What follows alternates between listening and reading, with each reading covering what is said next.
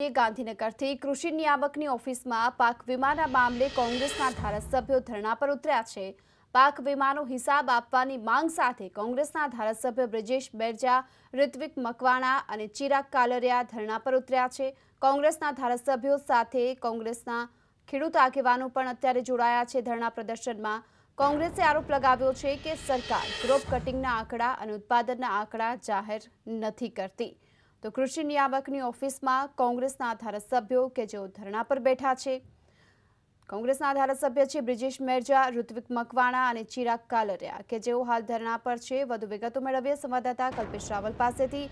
કલ્પેશ, પાક વીમાનો હિસાબ આપવા માટે કોંગ્રેસના ધારાસભ્યોની માંગ છે, તેમની માંગ સ્વીકારાશે કે કેમ?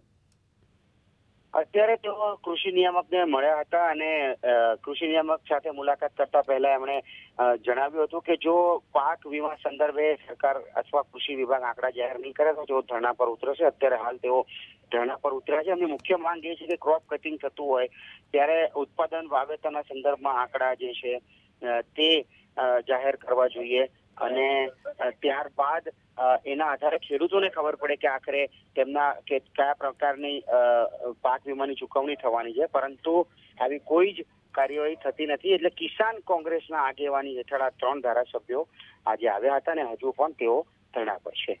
જી આભાર આપના સમગ્ર માહિતી બદલ। તો ગાંધીનગરમાં કૃષિ નિયામકની ઓફિસમાં આ કોંગ્રેસના 3 ધારાસભ્યો કે જેઓ ધરણા પ્રદર્શન કરી રહ્યા છે, આ સાથે જ સરકાર ક્રોપ કટિંગના આંકડા અને ઉત્પાદનના આંકડા જાહેર કરે એ પ્રકારની માંગ કરવામાં આવી છે।